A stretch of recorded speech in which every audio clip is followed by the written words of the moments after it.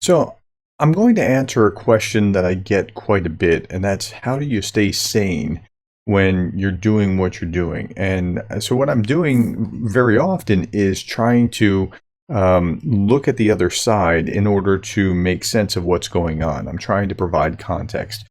And so, it can actually be somewhat mind numbing at times when I'm looking at, say, Scott Ritter, who I believe Scott Ritter's a true believer. I don't believe that she is. This is the editor of RT, and that's just my thought. I could be wrong.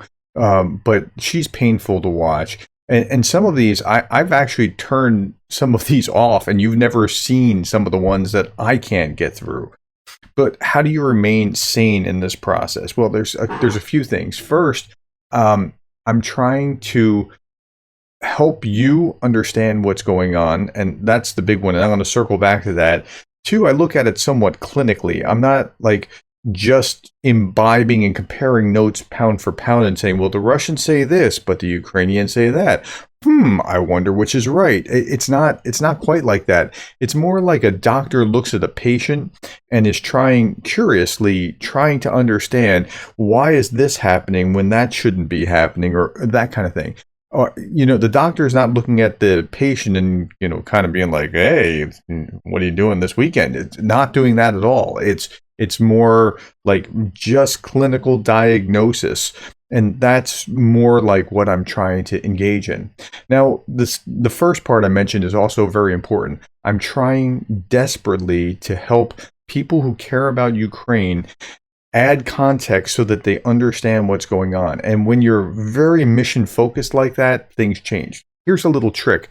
I know some of you suffer from stage fright, and that's not because of who you are, that's just because you're people. And that is one of the things that people are highest ranked and one of their highest fears, to the point that Jerry Seinfeld talked about that they'd rather be in the casket rather than giving a eulogy at a funeral, because fear of speaking is a significant fear in most people. So to overcome that, the reason that you have a fear of speaking is because you start thinking about yourself and what you're doing, and how are people thinking about me, and what are they thinking about me, and that kind of thing. Because when the attention goes on you, you get that fear. If you want to avoid that fear, all you have to do is get so engrossed in what you're doing, that so interested in how you're communicating to the people that you're communicating to, it evaporates. So because I'm so focused on this, trying to help you, it doesn't affect me. So thank you, because you become my shield in a large way. And there's a third component as well, and that is, I'm reasonably grounded. Beyond my academic training that causes me to think in the way that it does. I have a wife, and she grounds me. I still need to do the honeydew list, and it's a normal kind of existence. My family, the rest of my children ground me. My community, my church, my institutions and social community, as the conferences that I attend and things along those lines. All these things add up one on top of another to keep me grounded and focused on other things other than just this. Like, I spend a lot of time on this because it's an important issue, but this isn't everything. And that's another key. Like, if once you revolve solely around a specific thing, that thing can very easily become the god or idol in your life and cause things to go very screwy very quickly. So you don't want to do that. But it is true. I spend a lot of time on Russian Media Monitor and on RT and all those things, but they don't get in my head because I'm trying to dissect and diagnose it for you. And so you help me help you, if that makes sense. Now, I can tell you where you would find something painful, and I stumbled across this. So Navalny is, I'm not sure how much of a friend of Ukraine he is, but he's a sworn enemy of Putin. So if the enemy of my enemy is my friend, I want to hear from Navalny. Navalny's the guy that was talking about how he needed a baby kangaroo as a pet, or it might not have been a baby kangaroo, just a kangaroo as a pet, and he was harassing the guards with all kinds of mindless requests. Well, apparently they found a way to torture him. Here you go. You think about the worst and wildest psychological torture ever. I know one. In Alexei Navalny's prison, they torture prisoners, and Navalny in particular, with Putin's speeches. According to Navalny, one... Yep, you heard that right. They torture him with Putin's speeches. Вновь считаю необходимым вернуться к трагическим событиям. A little bit more.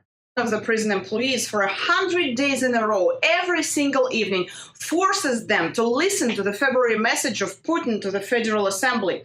Происходящим на Донбассе.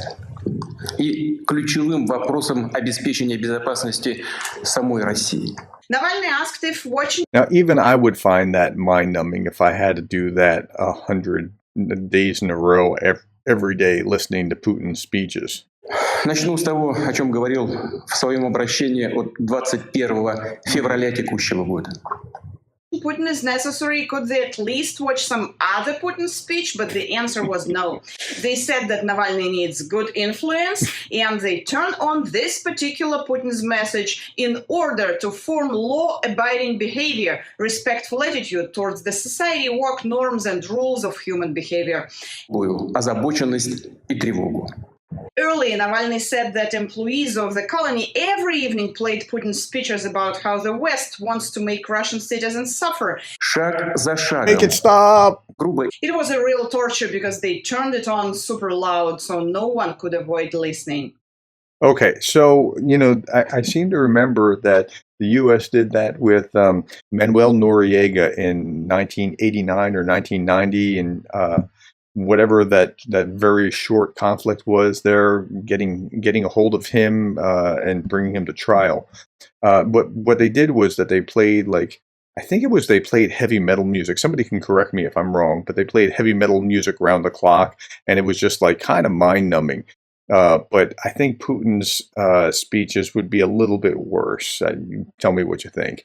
Okay, so that's how I stay grounded, and it doesn't get to me, but you can't let the other side get to you. You're looking at it not to say, hey, this is true, or that they're saying what's true, because sometimes they do slip in a little bit of truth, but how are they framing it? Why are they framing it that way?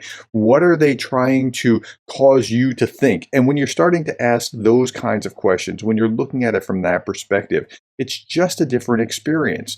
So thank you for caring about me enough to ask. Because I get this question a lot, but that's how I do it.